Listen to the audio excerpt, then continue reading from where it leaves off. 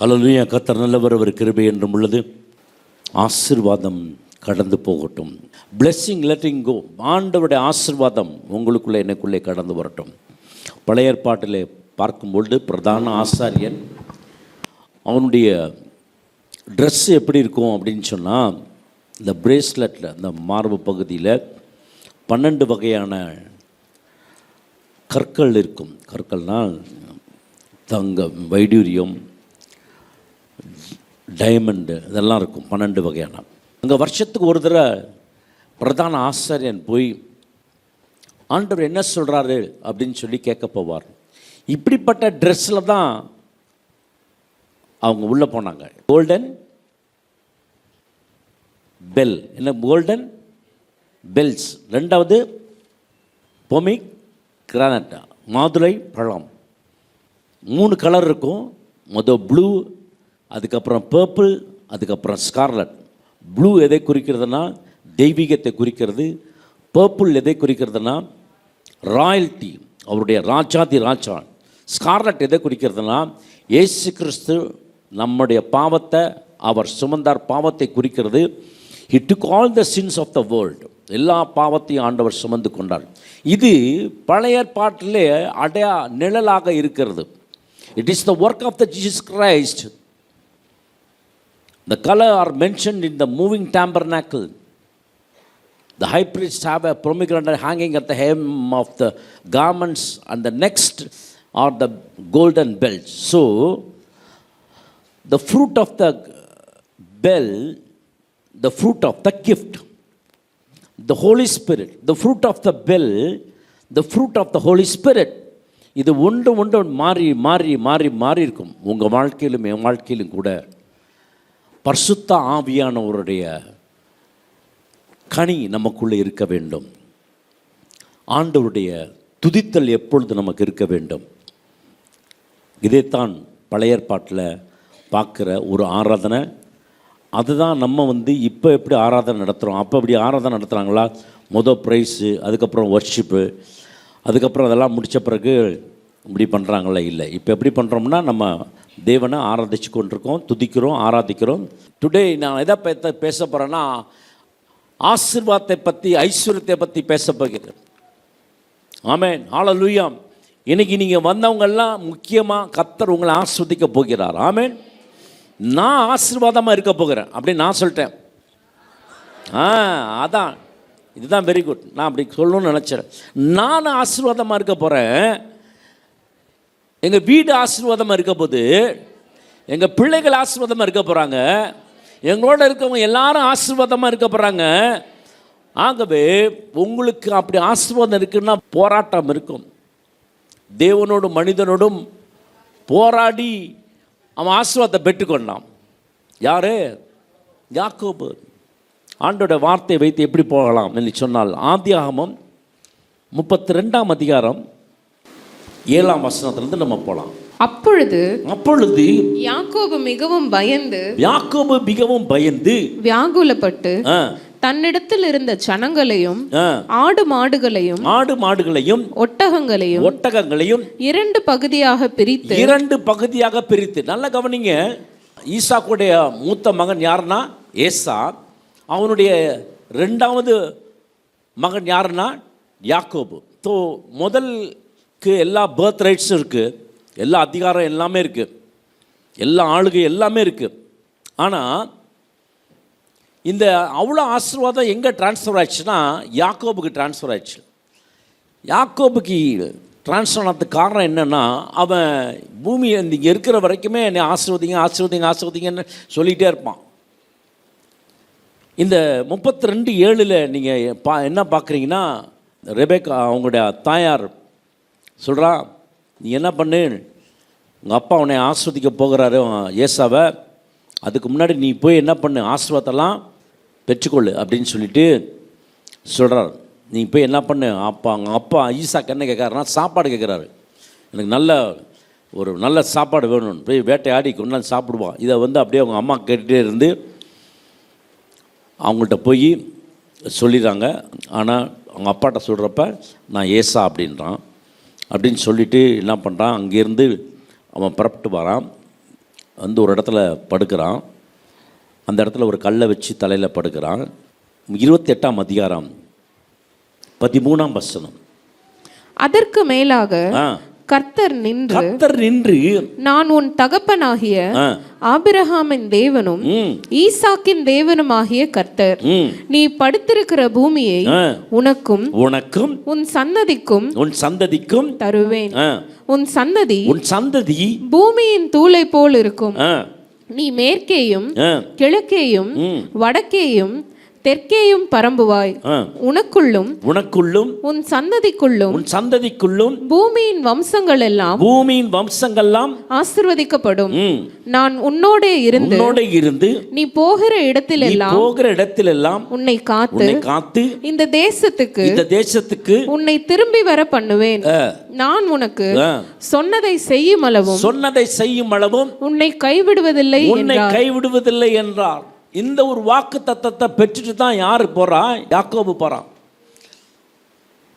இது நடந்து யாக்கோபு போய் அவங்க லாபான் இடத்துல கிட்டத்தட்ட 20 வருஷம் இருக்கிறான். அவங்க இடத்துல 7 வருஷம் லேயலுக்காக வெயிட் பண்ணுறான்.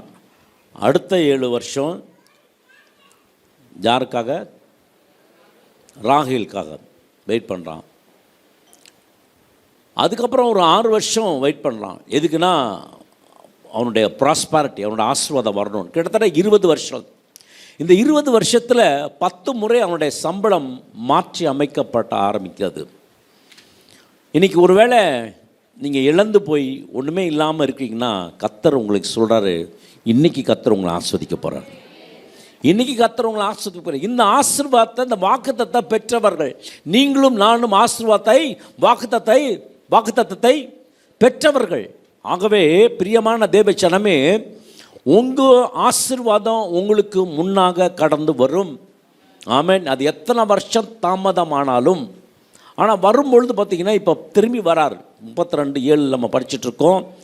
என்னன்னா, அப்பொழுது யாக்கோபு மிகவும் பயந்து வியாகுலப்பட்டு தன்னிடத்தில் இருந்து ஜனங்களை, ஆடு மாடுகளை, ஒட்டகங்களை 2 பகுதியாக பிடிச்சான். ஏன் பயப்படுறான்? ஏன்னா ஆசீர்வாதத்தை என்ன பண்ணிட்டான்? ஏசாக்கு கொடுக்குற ஆசீர்வாதத்தை என்ன பண்ணான்? திருடிட்டான், எடுத்துட்டான். கிராபிங் எல்லாத்தையும் எடுத்துட்டான். எல்லாம் எடுத்துட்டான். இனி ஆசீர்வாதத்துக்கு என்ன இருக்குது? ஒன்றும் இல்லை, எல்லாமே முடிஞ்சு போச்சு. ஆனால் திருப்பி வரத்துக்கு 20 வருஷம் ஆச்சு. திருப்பி வரப்போ எப்படி வந்தானா, ஆண்டவர் சொன்ன வாக்கு தத்தம் அவன் வாழ்க்கையில் நிறைவேற ஆரம்பித்தது. 8ஆம் வசனம் எடுத்து வாசிக்கலாம்.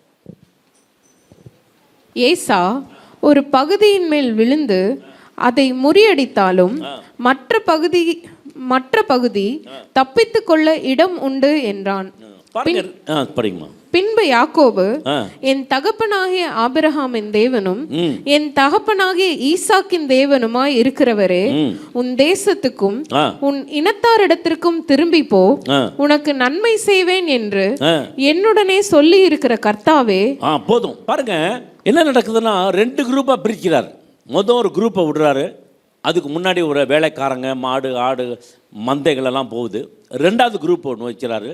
அதிலே வேலைக்காரர்கள், ஆடு, மாடலாம். ஒரு வேளை ஏசா வந்து அடித்தானா, இதுக்கெல்லாம் பார்த்து அடிச்சிடுவான். உங்கெல்லாம் தடுத்து நிற்பாங்க. அதுக்கப்புறம் நம்ம போகலாம். அவனுக்குள்ள ஒரு பயம். இன்றைக்கி நிறைய பேரோட வாழ்க்கையில் பயம், திகில், என்ன நடக்கும், எதிர்காலம் எப்படி இருக்கும். இன்றைக்கி ஒரு நற்செய்தி, கர்த்தர் உங்களை ஆசீர்வதிக்கிற தேவனாக இருக்கிறார். கர்த்தர் தம்முடைய வல்லமையை ஆசீர்வதிக்கிற தேவனாக இருக்கிறார். ஹல்லேலூயா. ஆண்டவர் சொன்ன வாக்கு தத்தம் ஒன்றும் தரையில் என்ன செய்யாது, விழுந்து போகாது. ஆண்டவர் உங்களுக்கு எனக்கும் கொடுக்கப்பட்ட வார்த்தைகள் நிறைவேறும். இவன் திரும்பி வரும்பொழுது எப்படி வரானா, 2 பரிவாரங்களோடு வரான். எப்படி போனால், கோலும் கையுமாக போனான், வெறுமையாக போனான். ஆனால் வரப்ப பார்த்திங்கன்னா பயங்கரமான ஒரு ஆசீர்வாதம். இந்த ஆசீர்வாதத்தோடு திரும்பி வந்து கொண்டிருக்கிறான். அப்படி திரும்பி வரும்பொழுது என்ன சொல்கிறான்னா, அவனை ஆண்டவரை பார்த்து சொல்கிறான், 2 குரூப்பாக பிரிச்சுட்டான். ஒருவேளை ஏசா வந்து தாக்குனா நம்ம என்ன பண்ணலாம், தப்பிச்சு கொள்ளலாம் அப்படின்னு சொல்லி நினைக்கிறான். பின்பு யாக்கோபு என் தகப்பனாகிய ஆபிரகாமின் தேவனும் என் தகப்பனாகிய ஈசாக்கின் தேவனுமாய் இருக்கிறவரே, உன் தேசத்துக்கும் உன் இனத்தாரிடத்திற்கும் திரும்பி போ, உனக்கு நன்மை செய்வேன் என்று என்னுடனே சொல்லி இருக்கிற கர்த்தாவே. ஆண்டவர் சொல்றார் இந்த இடத்துல, நீ திரும்பி போ. இது யாருக்கு சொன்னீங்கன்னா எங்கள் அப்பாவுக்கு சொன்னீங்க, எங்கள் அப்பாவோட அப்பாவுக்கும் நீங்கள் சொன்னீங்க. நான் உன்னை என்ன பண்ணுவேன், பெரிய ஜாதி ஆக்குவேன், நீ ஆசீர்வாதமாய் இருப்பா, ஜாதிகள் உன்னிடத்தில் தோன்றும், ஜனங்கள் உன்னிடத்தில் தோன்றும். இவனுக்கு சொல்லும் பொழுது ஆண்டவர் சொல்றார், உன்னை நான் பெரியவனாக மாற்றுவேன், உன்னை பெரிய ஜாதியாக மாற்றுவேன். ஆண்டவர் உங்களை குறித்து என்னை குறித்து ஒரு பர்பஸ் வச்சிருக்காருன்னா உங்களை ஆசீர்வதிப்பதற்காக. இந்த பூமியில் நீங்கள் கஷ்டப்படும்படியாக இல்லை. 7ஆம் வசனத்தில் யாக்கோபு மிகவும் பயந்து வியாகுலப்பட்டு தன்னிடத்தில் இருந்த ஜனங்களையும் ஆடு மாடுகளையும் ஒட்டகங்களையும் 2 பகுதியாக பிரித்து. போதும் முதல் பார்க்குறோம் 8ஆம் வசனத்தில் அவன் யாரை நினைக்கிறான்னா ஏசாவை நினைக்கிறான். ஏசா அந்த இடத்துல இருந்தானா? ஏசா நினைச்சானா? இல்லை, இவன் தான் நினைக்கிறான். ஏசா அடிச்சிருவானே, நம்ம தான் நினைக்கிறோம், ஐயோ இந்த வியாதி கேன்சராக மாறுமே, ஐயோ நான் கடனில் மூழ்கிடுவேனே, ஐயோ நான் செத்து போயிடுவேனே, ஐயோ எனக்கு இந்த பிரச்சனை இருக்கே. நீங்கள் என்னென்ன நினைக்கிறீங்க? தேவையில்லாமல் எந்த ஒரு காரியம் நினைக்க வேணாம். கர்த்தர் உங்களோடு கூட இருக்கிறார். யாக்கோபுக்கு ஆண்டவர் சொல்லி அனுப்பிச்சார், நான் உன்னோடு கூட இருப்பேன், நீ போகிற இடத்துல உங்கள் தகப்பன் இடத்துக்கு நீ திரும்பி வருவேன், நான் உன்னை கைவிட மாட்டேன், உன்னை விட்டு விலக மாட்டேன் சொல்கிறாரு. ஆனாலும் இவன் யாரை நினைக்கிறான் தெரியுமா? ஏசா வந்து நின்னான் அந்த இடத்துல, இந்த பகுதியில் இந்த வந்து நின்னானா? வரல. ஆனால் அவன் என்ன பண்ணுறான்? ஹி தாட் அபவுட் த ஏசா, ஏசாவை பற்றி நினைக்கிறான். ரெண்டாவது என்னன்னா, முதல் நினைக்கிறான், பயப்படுறான். ரெண்டாவது 9ஆம் வசனத்தில் அவன் ஜெபம் பண்ணிக்கிறான். அவன் என்ன பண்ணுறான்? ஜெபம் பண்ணுறான். என்ன ஜெபம் பண்ணுறான்னா, எங்கள் முற்பிதாக்கள் எங்களுக்கு என்னுடைய தகப்பனுக்கு நீங்கள் சொன்னீங்களே, ஈசாக்குக்கு சொன்னீங்களே, ஆபிரகாமுக்கு சொன்னீங்களே, அதை கொஞ்சம் நினைங்களேன். ஆண்டவரோட ஞாபகப்படுத்துகிற வசனங்கள் உண்டு. ஆமென். சில வேளையில் ஆண்டோட வார்த்தையை வைத்து ஜெபிக்கும் பொழுது எப்பொழுதும் ஆண்டோட வார்த்தையை வைத்து நீங்கள் ஜெபிக்கும் பொழுது கர்த்தர் ஆசீர்வதிப்பார். யாக்கோபு ஆண்டோட வார்த்தை வைக்கிறான்னா, தேவன் கொடுத்த வார்த்தையை வச்சு என்ன பண்ணுறான்? ஜெபிக்க ஆரம்பிக்கிறான். உன் பிள்ளைகள் கர்த்தரால், உன் பிள்ளைகள் சமாதானம். ஆமாம், ஆண்டவராகிய தேவன் உங்களை கைவிட மாட்டார் பிள்ளைகளே. ஒருவேளை நீங்கள் நினைக்கலாம், கஷ்டம், துக்கம், பாரங்கள், வேதனைகள், கஷ்டங்கள் வரலாம். ஆனால் நீங்களும் நானும் யாருன்னா வாக்குத்தத்தை பெற்றவர்கள். ஆமென். வாக்குத்தத்தம் உங்கள் வாழ்க்கை என் வாழ்க்கையிலும் இருக்கிறது. பிரியமான தேவச்சனமே, என்ன செய்கிறேன் சொன்னால் 10ஆம் வசனம் படிக்கலாம். அடியேனுக்கு தேவரீர் காண்பித்த எல்லா தயவுக்கும் எல்லா சத்தியத்துக்கும் நான் எவ்வளவேனும் பாத்திரன் அல்ல. நான் கோலுனை கடந்து போனேன், யோர்தானை கடந்து போய் இப்பொழுது இவ்விரண்டு பரிவாரங்களை உடையவனானேன். இங்கேருந்து போகிறப்ப கோலும் கையும் தான் போனான். ஆனால் 20 வருஷம் கழித்து 2 பரிவாரங்கள். பயங்கரமான ஒரு ஆசீர்வாதம். சொல்கிறேன், ஆண்டவரே நீங்கள் என்னை இப்படி தான் என்னை ஆசீர்வதிப்பேன்னு பயங்கரமாக என்னை ஆசீர்வதிச்சிங்க. என்னுடைய சந்ததி எப்படி இருக்கும் என்று சொன்னால் 12ஆம் வசனம் வாசிக்கலாம். தேவரீரோ நான் உனக்கு மெய்யாகவே நன்மை செய்து உன் சந்ததியை எண்ணி முடியாத கடற்கரை மணலை போல மிகவும் பெருக பண்ணுவேன் என்று சொன்னீரே என்ற வார்த்தையெல்லாம் ஆண்டவருக்கு நினைவுபடுத்துறான். ஆண்டவர் நீங்க சொன்னீங்களே, இப்படித்தானே சொன்னீங்க. இன்னைக்கு பாருங்க, நான் என்ன வரேன், பயமா இருக்கு, ஏசா என்னை அடிச்சு போட்டுருவான், கொன்று போட்டுருவான். உங்க வாழ்க்கையில பயம் இருக்கிறதா? உங்கள் பிள்ளையை பற்றி பயம் இருக்கிறதா? உங்கள் வேலையை குறித்து பயம் இருக்கிறதா? உங்கள் குடும்பத்தை குறித்து பயம் இருக்கிறதா? இன்னைக்கு ஒரு நற்செய்தி, கர்த்தர் உங்களை ஆசீர்வதிப்பார், கர்த்தர் உங்களை பெருக பண்ணுவார், கர்த்தர் உங்கள் மேல் கிருபை இருக்க கடவர். ஆமென், ஹல்லேலூயா. ஆகவே அவன் சும்மா வரலைங்க, ஆண்டோட வாக்குத்தத்தத்தை பெற்றுட்டு தான் இங்கேருந்து போகிறான். பெத்தேல்லேருந்து போகிறப்ப எப்படி போகிறான்னா, ஆண்டோட வாக்குத்தத்தத்தை பெற்றுட்டு தான் போகிறான். அதனால் ஆண்டவர் வந்து அவனை சும்மா விடலை. 13ஆம் வசனத்தை எடுத்து வாசிக்கலாம். அந்த நேரத்தை அவன் எப்படி செலவு பண்றான் என்று சொல்லி பார்க்கலாம். அந்த ராத்திரியிலே அவன் அங்கே தங்கி தன் கைக்கு உதவினவைகளினாலே தன் சகோதரனாகிய ஏசாவுக்கு வெகுமானமாக 200 வெள்ளாடுகள் ஃபீமேல் கோட் 200, 20 வெள்ளாட்டு கடாக்களையும் 20 மேல் கோட் 200 செம்மறி ஆடுகளையும் 200 செம்மறி ஆடு, 20 ஆட்டுக்கடாக்களையும் 20 ஆட்டுக்கடாக்களையும், பால் கொடுக்கிற 30 ஒட்டகங்களையும் 30 ஃபீமேல் கேமல் 30 அவைகளின் குட்டிகளையும் 40 கடாரிகளையும் 40 கடாரிகளையும் 10 காளைகளையும் 10 காளைகளையும் 20 கோழிக்கை கழுதைகளையும் 20 கோழிக்கை கழுதைகளையும் 10 கழுதை 10 குட்டிகளையும் கழுதை குட்டிகளையும் பிரித்தெடுத்து வேலைக்காரர் கையில் ஒவ்வொரு மந்தையை தனித்தனியாக ஒப்புவித்து நீங்கள் மந்தைக்கு முன்னும் பின்னுமாக இடம் விட்டு எனக்கு முன்னக ஓட்டிக்கொண்டு போங்கள் என்று தன் வேலைக்காரருக்கு சொல்லி முன்னே போகிறவனை நோக்கி, என் சகோதரனாகிய ஏசா உனக்கு எதிர்பட்டு நீ யாருடையவன், எங்கே போகிறாய், உனக்கு முன் போகிற மந்தை யாருடையது என்று உன்னை கேட்டால் நீ, இது உமது அடியானாகிய யாக்கோபுடையது, இது என் ஆண்டவனாகிய ஏசாவுக்கு அனுப்பப்படுகிற வெகுமதி. ஆமென். பாருங்க, கிஃப்ட் மாத்திரம் இவ்வளவு கொடுக்குறான். எவ்வளவு பெரிய பணக்காரன் பாருங்க. ஏசாவுக்கு கொடுக்குறான் அவ்வளவு கிஃப்ட். அப்போ 200 கேளிக்கை கழுதைகள், அதுக்கப்புறம் ரேம்ஸ், அதுக்கப்புறம் ஃபீமேல் கோட், அதுக்கப்புறம் புல்ஸ், அதுக்கப்புறம் ஃபீமேல் டாங்கி, அதுக்கப்புறம் நிறைய அவ்வளவும் கொடுக்குறான். யார் கொடுக்குறான்னா யாக்கோபு கொடுக்குறான். ஆனால் இங்கேருந்து போகும்பொழுது எப்படி போனான்? ஏசாவுக்கு அவ்வளோ அண்ணன் கொடுத்துட்டா ஏசா என்ன பண்ண மாட்டார், அடிக்க மாட்டார் அப்படின்னு பயப்பட்டான். அது மாத்திரமல்ல, 22ஆம் வசனம் எடுத்து வாசிங்க. ராத்திரியில் எழுந்திருந்து தன் 2 மனைவிகளையும் தன் 2 பணிவிடைக்காரர்களையும் தன்னுடைய 11 குமாரரையும் கூட்டிக் கொண்டு 11 ஆமா, எப்ரேயத்தில் ஹீப்ரூஸில் இந்த 11 வந்து ஒரு ஆசீர்வதிக்கப்பட்ட ஒரு எண். 11 குமாரர்கள். அதுக்கப்புறமேல் தான் பெஞ்சமின் வந்தார். பெஞ்சமின் வந்த பிறகு தான் 12 கோத்திரமாக மாறினது. அது வரைக்கும் 11 பேர். எப்ரேயரில் 11 ஒரு ஆசீர்வதிக்கப்பட்ட ஒரு இலக்கு. அவங்க என்ன பண்ணாங்களாம், படிங்க.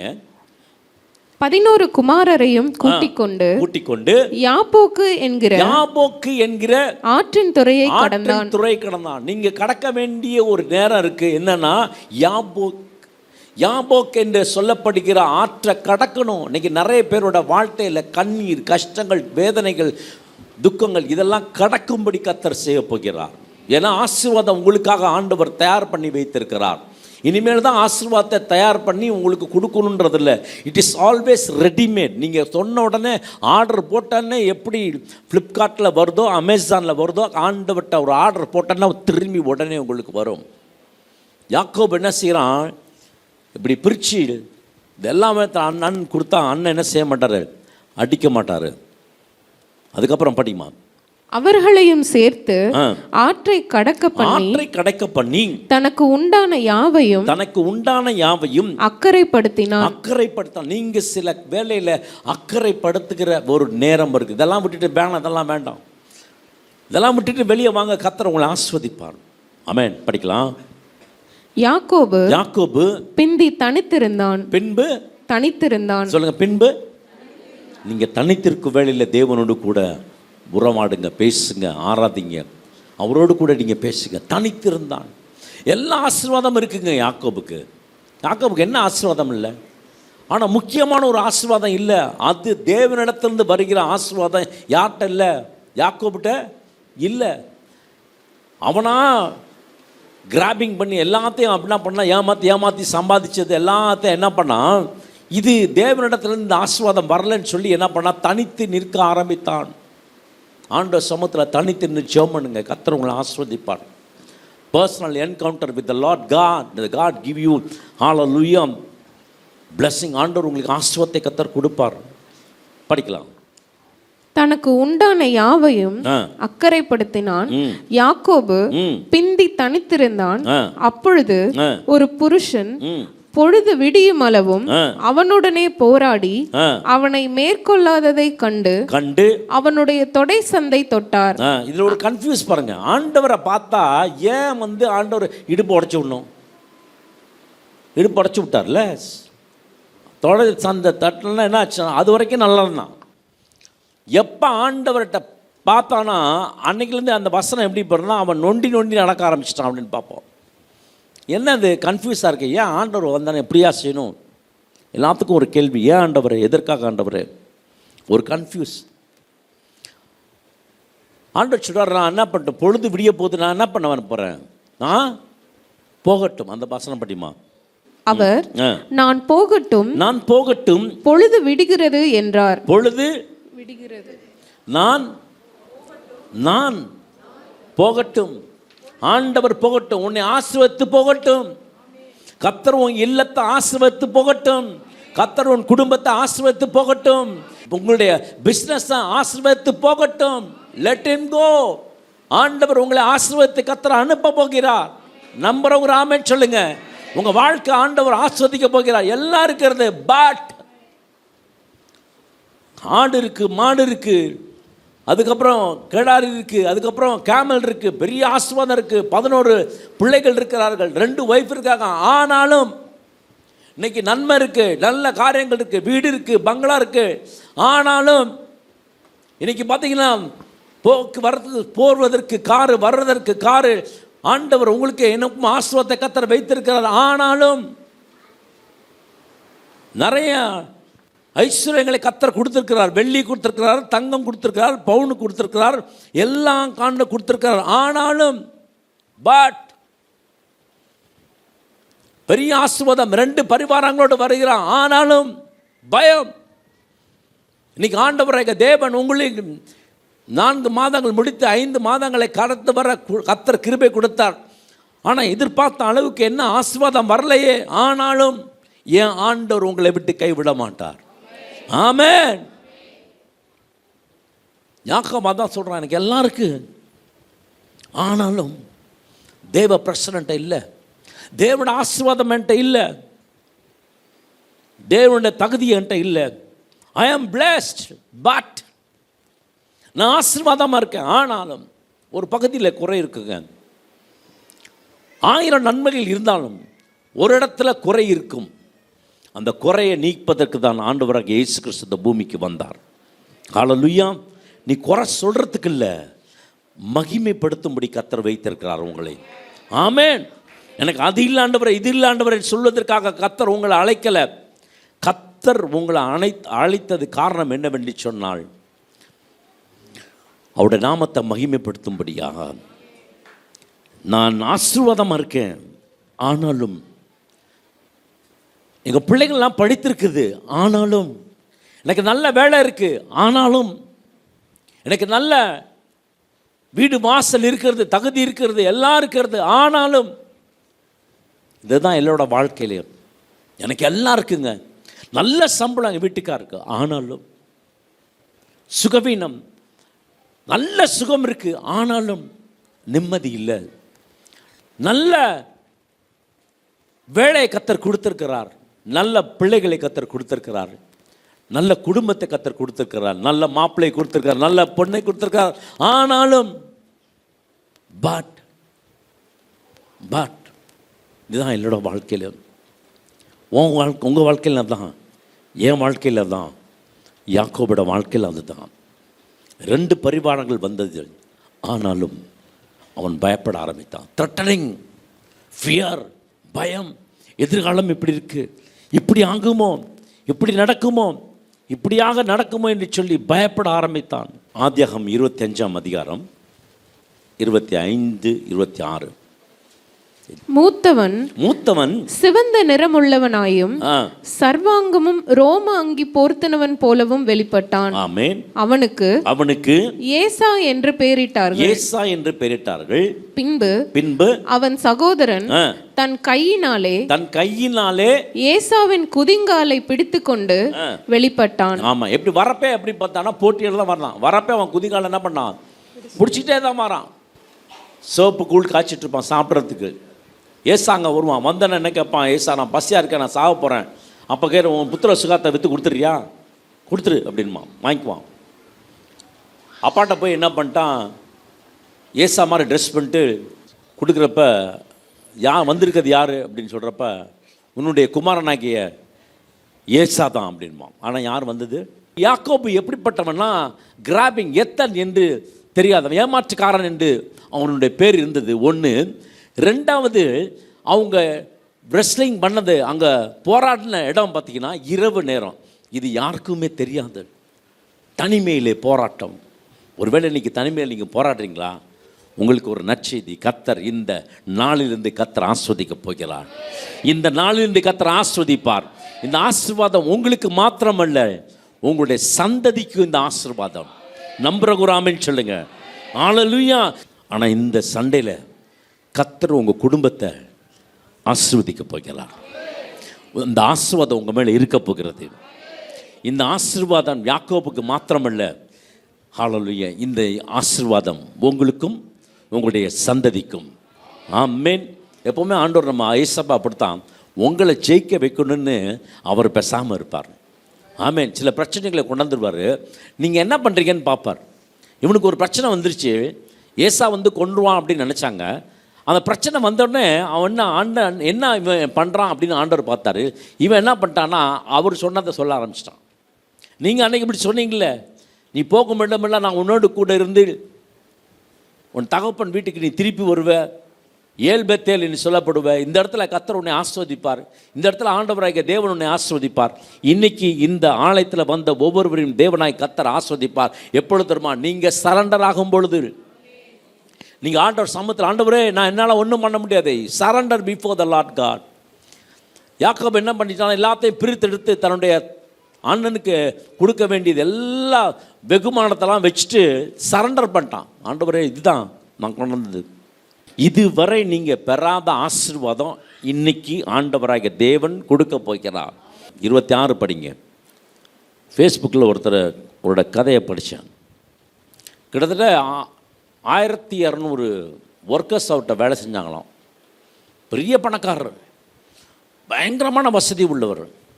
ஆனால் ஒரு நாளில் எதுவுமே இல்லாமல் சொல்கிற இருக்கிறதுலே கொடுமையானதுன்னா, இருந்த வீட்டை விற்றுட்டு நான் ரோட்டுக்கு வந்தேன். இருந்த வீட்டை விற்றுட்டு ரோட்டுக்கு வந்துட்டேன். ஒரே நாளில் முடிஞ்சு போச்சு.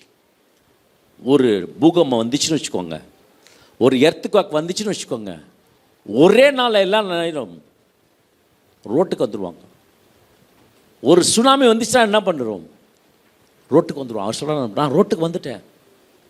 ஆனால் இதிலேருந்து காப்பாற்றுறதுக்கு என்னென்னா ஒரே ஒரு காரியம்தான், ஸ்பிரிச்சுவல், ஆவிக்குரிய வாழ்க்கையை நான் வாழும்பொழுது தான் அந்த இழந்து போனதெல்லாம் ஆண்டவர் எனக்கு திருப்பி கொடுத்தார். அவர் சொல்கிறாரு, ஒரு சைக்கிள் டயரில் 80 பஞ்சர் இருந்துச்சுன்னா அது எப்படி அந்த டியூப் இருக்கும்? அதுபோல் உங்கள் வாழ்க்கையில் நிறைய இடத்துல குத்தப்பட்ட சூழ்நிலைகள் இருக்கும் என்று சொன்னால், இன்றைக்கி ஒரு நற்செய்தி, கர்த்தர் உங்களை புதிதாக கர்த்தர் வணைக்கப் போகிறார். ஆமென். ஹல்லேலூயா. ஆகவே பிரியமான தேவ ஜனமே, கர்த்தர் உங்களை ஆஸ்வதிக்கணும். 26 அவர் நான் போகட்டும் பொழுது விடுகிறது என்றார். அதற்கு அவர் நீர் என்னை ஆசீர்வதித்தால் ஒழிய உம்மை போக விடேன் என்றான். அவர் உன் பேர் என்ன என்று கேட்டார். சொன்ன உடனே ஆண்டவர் கேட்கிறார் தெரியுமா? உன் பேரு என்ன? ஆண்டவர் தெரியாதா? பேரு தெரியும். ஏன்னா ஒரு இடத்துல என்ன பண்ணிட்டான், அவங்க அப்பாட்ட யாருன்னு பேர் சொன்னான். அந்த வசனம் எடுத்து படிங்க. 27:19. அப்பொழுது யாக்கோபு தன் தகப்பனை நோக்கி நான் உமது மூத்த மகனாகிய ஏசா, நீர் எனக்கு சொன்னபடியே செய்தேன். உம்முடைய ஆத்துமா என்னை ஆசீர்வதிக்கும்படி நீர் எழுந்து உட்கார்ந்து நான் வேட்டையாடி கொண்டு வந்ததை புசியும் என்றான். அப்பொழுது ஈசாக்கு தன் குமாரனை நோக்கி, என் மகனே இது உனக்கு இத்தனை சீக்கிரமாய் எப்படி அகப்பட்டது என்றான். அவன் உம்முடைய தேவனாகிய கர்த்தர் எனக்கு நேரிட பண்ணினார் என்றான். என்ன சொன்னா? உம்முடைய, அவ்வளவும் பொய். பேர் என்ன பேர் சொன்னா? உன் பேர் என்னன்னு கேட்குறாரு. அவன் சொல்றான், என்னன்னு சொல்றான்? ஏசா. இங்கே ஆண்டவர் திருப்பி கேட்குறாரு, உன் பேர் என்ன? மாட்டிக்கு ஒரு நாள் விதைச்சதை இந்த இடத்துல என்ன செஞ்சான்? அறுத்தான். அவனு இந்த இடத்துல என்ன கேட்டார்? உன் முத கேட்டது என்ன தெரியுமா? அவர் அப்படியே ஆஸ்வதிக்க முடியாது. உங்களை என்னையும் பரிசுத்தப்படுத்தணும், உங்களை என்னையும் சரி செய்யணும். அதுக்கப்புறம் தான் ஆண்டவர் ஆஸ்வதிக்க முடியும். அதுக்கு முன்னாடி ஆண்டவர் ஆஸ்வதிக்க முடியாது. ஆனால் ஆண்டவர் கேட்ட முதல் கேள்வி என்ன? உன் பேர் என்ன சொல்கிறான்னு பார்க்கலாம். அவங்க அப்பாட்ட சொன்ன மாதிரி இந்த அப்பா ஏசாப்பாட்ட சொல்ல முடியுமா? முடியாது. அவங்க அப்பாட்ட சொன்னான், யாருன்னா? நான் ஏசான்னா. அப்பாவை ஏமாற்றிட்டான். அப்பாவுக்கு கண்ணு தெரில, ரோமெல்லாம் எடுத்து போட்டுக்கிட்டான், முடியெலாம் இருக்க, ட்ரெஸ்லாம் பண்ணிக்கிட்டான். யார்? ஏசா மாதிரி ட்ரெஸ்லாம் பண்ணிக்கிட்டான். இந்த ஆசீர்வாதத்தை நிலை நிறுத்துச்சா? இல்லை. இன்னைக்கு யார்கிட்ட வந்துட்டான்னா அப்பாட்ட வந்துட்டான், ஏசப்பாட்ட வந்துட்டான். அந்த இடத்துல தேவன்கிட்ட வந்துட்டான். ஆண்டவர் சொல்கிறார், உன் பேர் என்னடா? உன் பேர் என்ன? அவன் சொல்கிறான், யாக்கோபு. அடுத்த வசனம்.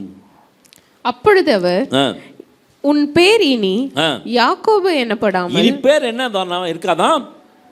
யாக்கோபு எனப்படாமல் இஸ்ரவேல் எனப்படும். தேவனோடும் மனிதரோடும் போராடி மேற்கொண்டாயே என்றார். அப்பொழுது யாக்கோபு உம்முடைய நாமத்தை எனக்கு அறிவிக்க வேண்டும் என்று கேட்டான். பாருங்க, இந்த இடத்துல ஆண்டவர் அந்த இடத்துல கரெக்ட் பண்ணிக்கிறார். ரியலா இருக்கணும். ரியல். ஆண்டவருக்கு மாய்மாலம் பிடிக்காது, பொல்லாப்பு பிடிக்காது, ஹிப்போக்ரசி பிடிக்காது. ஆண்டவர் உங்களையும் எனக்கும் ஆசீர்வாதத்தை கர்த்தர் வைத்திருக்கிறார். அவன் ட்ரெஸ்ஸு மாற்றிட்டு வந்ததுனால ஆசீர்வாதத்தை பரவாயில்ல இருக்கட்டும் ட்ரிக் பண்ணி கொண்டு வந்துட்டான், அதனால் பரவாயில்ல விட்டுக்கலாம், நம்மளும் கண்டுக்காமல் போயிடலாம் அப்படின்னு ஆண்டவர் நினச்சாரா? இல்லை. உன் பேர் என்ன? ஒரு நாள் அவங்க பேரை சொல்லலாம், ஏசான்னு சொன்னான். இன்றைக்கி சொல்கிறான் ஆண்டவருக்கு முன்னாடி, பேர் என்ன? யாக்கோபு. ஆண்டவர் சொல்கிறான், இன்னும் பேர், உன் பேர் என்ன இருந்தது? யாக்கோபு இல்லை, உன் பேர் என்னது? இஸ்ரவேல். ஹல்லேலூயா. நீங்களும் நானும் யார் தெரியுமா? ஏற்கனவே ஆண்டவரால் தெரிந்து கொள்ளப்பட்ட சந்ததி. உங்கள் மூலமாக மிகப்பெரிய ஆசீர்வாதம் நடக்க போகிறது. என் மூலமாக நிறைய, என் மூலமாக என் குடும்பத்துக்கு பெரிய ஆசீர்வாதம் வரப்போகிறது. ஆமென். நான் போகட்டும். ஆண்டவர் சொல்றார், நான் போகட்டும், நான் உன்னை ஆசீர்வதித்துட்டு போகட்டும். நீ ஆசீர்வதித்தால் ஒழிய உன்னை செய்ய மாட்டேன், விட மாட்டேன். புரிஞ்சுக்கிட்டான். இந்த சான்ஸை விட்ட வேற சான்ஸே கிடையாது. அக்கறைப்படுத்தினான். யாபோக் என்ற இடத்துல அக்கறைப்படுத்தினான். தனிமையாக இருந்தான். அது மாத்திரமல்ல, வெகுமானங்களை யார் கொடுத்தான் என்று சொன்னால் ஏசாவுக்கு கொடுத்தான். ஓட்டிட்டு போகிற எல்லா வெகுமானத்தையும் யார் கொடுத்தான்னா அவங்களுடைய அண்ணனுக்கு கொண்டு வந்து கொடுத்தான். த ரியலி பிளெஸ்ஸிங். உங்களுக்கு ஆண்டவர்கிட்ட பரிபூர்ண ஆசீர்வாதம். இந்த பகுதியில் அதே மாதிரி இருக்கிறவர் யாருன்னா பவுல். என்ன செஞ்சார்னா, பெரிய பணக்காரன். எல்லாத்தையும் என்ன பண்ணாராம், குப்பன்னு விட்டுட்டு ஆண்டவர்கிட்ட வர ஆரம்பிச்சாராம். எக்ஸாம்பிள் யாருன்னா, அவர் கிரேக்க மக்களுக்கும் எப்ரேயருக்கும் ராஜாக்களுக்கும் அதிகமான ரெவலேஷன் அவனுக்குள்ளே இருந்துச்சு. கமாலியல் பாதத்தில் உட்காந்து படித்தவர், அதிகமான ஆசீர்வாதத்தை பெற்றவர். ஆனால் அவர் சரீரத்தில் ஒரு முள் இருந்தது என்று சொல்லி நம்ம பார்க்கிறோம். 2 கொரிந்தியர் 12ஆம் அதிகாரம் 8ஆம் வசனம் படிங்க. அது என்னை விட்டு நீங்கும்படி நான் 3 தரம். எத்தனை தரம்? 3 தரம் கர்த்தரிடத்தில் வேண்டிக் கொண்டேன். அதற்கு அவர் என் கிருபை உனக்கு போதும், பலவீனத்திலே என் பலன் பூரணமாய் விளங்கும் என்றார். ஆகையால் கிறிஸ்துவின் வல்லமை என் மேல் தங்கும்படி என் பலவீனங்களை குறித்து நான் மிகவும் சந்தோஷமாய் மேன்மை பாராட்டுவேன். பவுல் செத்து போனவங்கெல்லாம் எழுப்பினார். ஆனால் தன்னுடைய சரீரத்தில் ஒரு முள், அது என்னன்னு சொல்லப்படலை. அந்த முள்ளை எடுத்து போடுங்கன்னாரு. ஆண்டவர் எடுத்து போடுறேன் அப்படின்னு சொல்லலை. ஆண்டவர் அனுமதிக்கல. இருக்கட்டும், அந்த முள் இருக்கும். ஆனால் என்ன பண்ண தெரியுமா, என் கிருபை உன்னை விட்டு என்ன செய்யாது, விலகாது. ஆண்டோட கிருபை, என் கிருபை உனக்கு போதும். ஆண்டவர் சொல்கிறாங்க, என் கிருபை உனக்கு போதும். உங்கள் கிருபை இருக்கா? இன்றைக்கி நீங்கள் சாப்பிட்றீங்களா? இன்றைக்கி நல்ல ட்ரெஸ் பண்ணுறீங்களா? இன்றைக்கி நல்ல ஆண்டவர் சமூகத்தில் வந்திருக்கீங்களா? இது போதும். கர்த்தர் உங்களை ஆஸ்வதிப்பார். நாளைக்கும் கர்த்தர் இப்படி தான் ஆஸ்வதிப்பார். ஆமென். ஹல்லேலூயா. அவர் சொல்றாரு, இந்த பலவீனத்தை குறித்து நான் மிகவும் சந்தோஷமாய். யாருக்கு அப்படி மேன்மை பாராட்ட முடியும்? ஏன் ஆண்டவரை நீங்கள் பண்ணல? எப்படியாவது இந்த வழியை நீங்கள் எடுத்து போட்டு தூக்கி போட்டுருக்கலாமே, இந்த பிரச்சனை என்கிட்ட எடுத்து போட்டுருக்கலாமே, இந்த போராட்டத்தை எடுத்து போட்டுருக்கலாமே. ஏன் ஆண்டவரை, நான் எவ்வளோ பேத்துக்கு ஆசீர்வாதமாக இருக்கேன். நீங்கள் நிறைய பேத்துக்கு ஆசீர்வாதமாக இருப்பீங்க, ஆனால் உங்கள் சொந்த வாழ்க்கையில் ஒரு முள் இருக்கும். பவுலுக்கு இருந்தது. ஆனால் ஆண்டவர் சொல்கிறாரு, என் கிருபை உனக்கு போதும். இன்றைக்கி ஆண்டவர் உங்களை பார்த்து என்னை பார்த்து சொல்கிறார், என் கிருபை உனக்கு. அதுதாங்க முக்கியம். தேவ கிருபையும் மனுஷ தயவும் இருந்துச்சுன்னா போதும், கர்த்தர் உங்களை ஆசீர்வதிப்பார். ஆமென், ஹல்லேலூயா. எல்லாம் வீடு இருக்குது, வசதி இருக்குது, வாய்ப்பு இருக்குது, எல்லாம் இருக்குது. ஆனாலும் சில பிரச்சனை இருக்கும் பொழுது அந்த இடத்துல தான் என் கிருபை உனக்கு போதும். கர்த்தர் ஆசீர்வதிப்பார், கைவிட மாட்டார், ஒரு பொழுதும் கைவிட மாட்டார். கர்த்தர் அழைத்தவர் உண்மை உள்ளவர். ஆபிரகாமின் தேவனும் ஈசாக்கின் தேவனும். நீங்கள் சொன்னீங்களே, உன்னுடைய சந்ததி எப்படி இருக்கும்? பூமியின் கடற்கரை மணலை பார்த்திங்கன்னா ரொம்ப சாஃப்டாக இருக்கும். சாதாரண மண்ணை சொல்லியிருந்துருக்கலாம். ஆனால் அவர் என்ன மண்ணை தருமா சொல்கிறாரு? கடற்கரை மணலை பார்த்துருக்கீங்களா? பவுட்ரு மாதிரி இருக்கும்.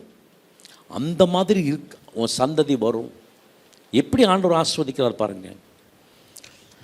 வாழ்க்கையில் my grace is sufficient for you to bless, let him go. நான் போகிறேன், என்னோட கிருபை உனக்கு போதும், நான் உன்னை விட்டு நான் ஆசீர்வதித்து போகிறேன். ஆண்டோட ஆசீர்வாதம் உங்களுக்குள்ள வேணும். Transformation, revelation. அதுக்கப்புறம் பார்த்திங்கன்னா பயங்கரமான டிரான்ஸ்ஃபர்மேஷன், ரெவலேஷன். பவுல் கொடுக்குற ரெவலேஷன்ஸ்லாம் ரொம்ப பயங்கரமாக இருக்கும், தாங்க முடியாது. அப்படிப்பட்ட ஒரு ஆசீர்வாதத்தை அவர் ரெவலேஷன் ஆண்டவரை பற்றி கொடுப்பார். பவுலை குறித்து தான் ஆண்டவர் முத கம்யூனியன் யாருக்கு சொன்னார்னா சீஷர்களுக்கு சொன்னார். சீஷர்கள் அதை ஏற்றுக்கொள்ளலை. யோவான் 6ஆம் அதிகாரத்தை சொல்கிறார், அது மெய்யான போஜனம், மெய்யான பானம். என் ரத்தத்தை, என் மாம்சத்தை புசித்து ரத்தத்தை பானம் பண்ணுறதுக்கு நித்திய ஜீவன் உண்டு அப்படின்னு சொன்னார். ஆனால் இது கடுமையான உபதேசம், யார் இதை நம்புவா அப்படின்னு சொன்னதுனால ஆண்டவர் விட்டுருவார். ஆனால் யார் கொடுக்குறாருன்னா பவுலுக்கு கொடுக்குறாரு. பவுலுக்கு எங்கே கொடுக்குறாருன்னா 3ஆம் வானத்தில் எடுத்துக்கொள்ளப்பட்டு அங்கே ஆண்டவர் கம்யூனியனை பற்றி பவுலுக்கு சொல்கிறார். அதுதான் 1 கொரிந்தியர் 11 வாசிக்கிறோம். அவர் காட்டிக் கொடுக்கப்பட்ட ராத்திரியிலே அப்பத்தை எடுத்து பிட்டு இதை வாங்கி புசிங்கள், இது உங்களுக்காக அப்பிக்கப்படுகிற எண்ணெயே சரியமாக இருக்கிறதுன்னு சொன்னார். இந்த சத்தியத்தை சொன்னது யாருன்னா ஆண்டவர். எந்த இடத்தை சொல்லலாம்? 3ஆம் வானம் அப்படின்னு சொல்லுவார். ஒரு சகோதரன் எனக்கு தெரியும், அவர் 3ஆம் வானம் வரைக்கும் எடுத்துக்கொள்ளப்பட்டான் என்று சொல்லி அவர் சொல்வார். தான் பேரை கூட யூஸ் பண்ண மாட்டார், அவர் தான் அது. ஆனால் தன்னுடைய பேரை அவர் யூஸ் பண்ண மாட்டார். ஆமென். இருக்கீங்களா? ஆமென். ஆண்டவர் உங்களுக்கு வெளிப்பாடுகளை கர்த்தர் கொடுப்பார், ஆசீர்வாதத்தை கொடுப்பார், ஐஸ்வர்யத்தை கொடுப்பார். பிரச்சனை இருக்குது, ஆனாலும் கர்த்தர் வாக்குரைத்தவர், உண்மை உள்ளவர். என்ன பண்ணா, ஏசாவை இல்லாமல் நினச்ச ஆரம்பித்தான். ஆனால் ஏசா நினச்ச ஆரம்பிச்ச அடுத்தது என்ன பண்ணனா, ஜெபம் பண்ண ஆரம்பித்தானாம். அவன் ஜெபம் பண்ணப்போ என்ன ஜெபம் பண்ணான்? ஆபிரகாமின் தேவனும் ஈசாக்கின் தேவனும் என்னுடைய தகப்பனும் தேவனுமா இருக்க நீங்கள் எங்களுக்கு சொன்னீங்களே, நான் உன்னை பழுகி பெருகி பெரிய ஜாதியாக்குவேன்னு சொன்னீங்களே, இன்னைக்கு நீங்கள் இந்த சொன்ன வார்த்தையை நிறைவேற்றுங்கன்னு அந்த ஜெபத்தை பண்ணதுனால ஏசா என்ன பண்ணுறான்? ஓடி வருகிறான். படிக்கலாம் 33:4. அப்பொழுது ஏசா எதிர்கொண்டு ஓடி வந்து அவனை தழுவி அவன் கழுத்தை கட்டிக்கொண்டு அவனை முத்தம் செய்தான். இருவரும் அழுதார்கள். இருவரும் என்ன செய்தார்களாம்? எத்தனை வருஷம் கழிச்சு பார்க்கறான் தெரியுமா? 20 வருஷம் கழிச்சு பார்க்கறான். எத்தனை வருஷம்? 20 வருஷம். இவன் நினைச்சான் அந்த அப்படியே கோவத்திலே இருப்பான் ஏசா. ஆனால் ஏசா ஓடி வந்து கட்டிப்பிடித்து, இப்படித்தான் என் ஆண்டவர் உங்களை என்னையும் கட்டிப்பிடித்து ஆண்டவர் முத்தம் கொடுக்குற தேவன் தான் என் ஆண்டவர் இயேசு கிறிஸ்து. ஹல்லேலூயா. ஒருவேளை நீங்கள் ரொம்ப தூரம் போயிருப்பீங்க, ஆனால் இன்னைக்கு திரும்பி வந்துருங்க, கர்த்தர் உங்களை ஆசீர்வதிப்பார். யாக்கோபு திரும்பி வந்துட்டான். 5ஆம் வசனம் படிச்சுக்கலாம். அவன் தன் கண்களை ஏறெடுத்து ஸ்திரீகளையும் பிள்ளைகளையும் கண்டு, உன்னோடு இருக்கிற இவர்கள் யார் என்றான். அதற்கு அவன் தேவன் உமது அடியானுக்கு அருளின பிள்ளைகள் என்றான். எத்தனை பிள்ளைகள்? 11 பிள்ளைகள். படிக்கலாம். அப்பொழுது பணிவிடைக்காரிகளும் அவர்கள் பிள்ளைகளும் சேர்த்து வந்து வணங்கினார்கள். லேயாளும் அவள் பிள்ளைகளும் சேர்ந்து வந்து வணங்கினார்கள்.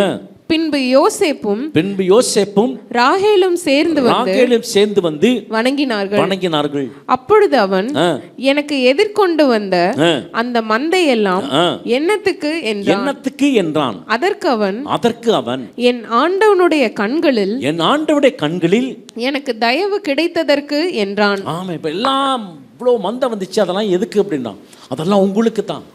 கர்த்தர் உங்களை கொடுக்கும்படி கர்த்தர் பெய்வார். கர்த்தர் உங்க கையை தாராளப்படுத்துவார். ஆண்டவருக்காக விதைத்து பாருங்கள், இந்த விதை பல மடங்கு ஆயிரங்களை கர்த்தர் கொடுக்கும். கர்த்தர் கொடுக்க வைப்பார். விதைக்கிறவனுக்கு விதையும் புசிக்கிறவனுக்கு ஆகாரத்தையும் கொடுக்கிறது எப்படியோ அப்படியே அவருடைய வார்த்தை வெறுமனே தெல்லாமல் அது திரும்பி ஹல்லேலூயா எத்தனை மடங்கு, 1000 மடங்கு திரும்பி வரும். விதைச்சு பாருங்க, கர்த்தர் ஆஸ்வதிப்பார். ஆமென். படிங்க சிஸ்டர். அதற்கு ஏசா, என் சகோதரனே, எனக்கு போதுமானது உண்டு. எனக்கு போதுமே, ஐ am already blessed. எனக்கு ஏற்கனவே ஆசீர்வாதம் இருக்கு, எனக்கு போதுமானது இருக்கு. கர்த்தர் உங்களுக்கு போதுமானதையும் தருவாரு, அதற்கு மேலேயும் தருவார். உன்னுடையது உனக்கு இருக்கட்டும் என்றான். அதற்கு யாக்கோபு, அப்படி அல்ல, உம்முடைய கண்களில் எனக்கு தயவு கிடைத்ததேயானால் என் வெகுமதியை என் கையிலிருந்து ஏற்றுக்கொள்ளும். நீர் என் மேல் பிரியமானீர். நான் உம்முடைய முகத்தை கண்டது தேவனுடைய முகத்தை கண்டது போல இருக்கிறது. என்ன எப்படி நினைச்சான்? ஏசாவை பார்த்து பயந்தான். இப்போ ஆண்டவர்கிட்ட ஜெபம் பண்ணி முடிச்சுட்டு வந்த உடனே நான் தேவனை பார்த்தது மாதிரி இருக்கும் முகத்தை. அண்ணனை பார்த்து சொல்கிறான், கர்த்தர் நல்லவர், அவர் கிருபை என்றும் உள்ளது, பயப்படாதீங்க, கலங்காதீங்க, தவிக்காதீங்க. யாக்கோபு ஆசீர்வதித்த அதே ஆண்டவர் உங்களையும் ஆசீர்வதிப்பார். யாக்கோபு பிரச்சனை வரும்பொழுது என்ன செய்தானா? ஆண்டவருடைய வார்த்தையை வாக்குத்தத்தத்தை சொல்ல ஆரம்பித்தான். நீங்கள் சொல்ல ஆரம்பிங்க, கர்த்தர் உங்களை ஆசீர்வதிப்பார். ஹல்லேலூயா. பிரியமான தேவச்சனமே, சந்தோஷமா இருக்கீங்களா? கர்த்தருடைய வல்லமை கிருபை தயவு உங்களோடு கூட இருக்கிறது. நான் போகட்டும், நான் ஆசீர்வதித்து போகட்டும். உங்களை ஆசீர்வதிக்க போகிறார். தேவனோடு கூட பேசணும். ஆண்டோட வார்த்தை வைத்து பேசுங்க, தேவனோட வார்த்தை வைத்து பேசுங்க. உங்கள் ஜெபம் தேவ சமூகத்தில் வந்து எட்டட்டும். அவர் போகட்டும், அவர் உங்களை ஆசீர்வதித்து போகட்டும். எனக்கு பிரச்சனை இருக்கிறது, ஆனாலும் கர்த்தருடைய கிருபை எனக்கு இருக்குது. என் கிருபை உனக்கு, தேவனுடைய கிருபை உங்களுக்கும் எனக்கும் போதும். ஆமென். ஹல்லேலூயா. சந்தோஷமா இருக்கிறவங்களை கரங்கள் தட்டி ஆண்டவருக்கு நன்றி செலுத்தலாம். ஹல்லேலூயா. தலைகளை தாழ்த்தி நாம் கர்த்தருக்கு நாம் நன்றி செலுத்துவோம். நல்ல தேவனே, மை நன்றியோடு மை துதிக்கிறோம், சோதரிக்கிற கர்த்தாவே, இந்த நாளில் ஆண்டவரே நீங்கள் ஆசீர்வதித்து எங்களை நிறைவாக அனுப்பிய கிருபைக்காக நமக்கு நன்றி சுவாமி. கர்த்தாவே, யாக்கோபை நீங்கள் ஆசீர்வதிச்சிங்களே சுவாமி, நீ போகும் இடமெல்லாம் நான் உன்னோட கூட இருந்து உன்னை ஆசீர்வதித்து உன் தகப்பன் தேசத்துக்கு உன்னை திரும்பி வர பண்ணுவேன், நான் சொன்னதை செய்யும் அளவு உன்னை கைவிடுவதில்லை என்று வாக்கு பண்ணி ஆண்டவரே யாக்கோபுக்கு அப்படியே நீங்கள் செய்தீங்களே ஆண்டவரே. அதுபோல இந்த நாளில் யார் யார் திகிலோடு கலக்கத்தோடும் ஆண்டவரே சந்தேகத்தோடும் ஆண்டவரே தேவையோடு வந்து நிற்கிறார்களோ எல்லாரையும் கர்த்தருடைய சமூகத்தில் நாங்கள் ஒப்பு கொடுக்குறோம் ஆண்டவரே. நம்முடைய வாக்குத்தத்தம் ஆண்டவரே என்றும் மாறாத இந்த வாக்குத்தத்தம் இந்த பிள்ளைகளை தொடும்படிக்கு நாங்கள் ஜெபிக்கிற சுவாமி. ஆண்டவரே, யாக்கோபு தேவ பிரபுவாக இஸ்ரேலாக மாற்றப்பட்டது போல ஆண்டவரே எங்களுடைய வாழ்க்கையில் பெரிய மாறுதல்களை இந்த நாளில் கட்டளையிட போவதற்காக உமக்கு நன்றி செலுத்துகிற சுவாமி. காரியம் மாறுதலாய் முடிந்தது என்று போல பூரியமா மாத்தினீங்களே கர்த்தாவே. அது போல எங்கள் வாழ்க்கையில் எந்தெந்த பகுதிகளில் ஆண்டவரே நாங்கள் பூரியம் எதிர்பார்க்கிறோமோ அது கிடைப்பதற்காக உமக்கு நன்றி. சிறையிருப்பை மாற்றி எங்களை ஆசீர்வதிப்பதற்காக நன்றி செலுத்தி நம்முடைய திருக்கரத்தில் ஒப்பவர்கள் கொண்டு வந்து சேர்த்த பிள்ளைகளுக்காக நன்றி. தொடர்ந்து ஆசீர்வாதத்தோடு நாங்கள் கடந்து போக உதவி செய்யுங்க. இயேசுவின் நாமத்தில் ஜெபிக்கிறோம் ஜீவனுள்ள நல்ல சுவாமி. ஆமென். ஆமென். ஜெப தேவைக்கு 9894913619.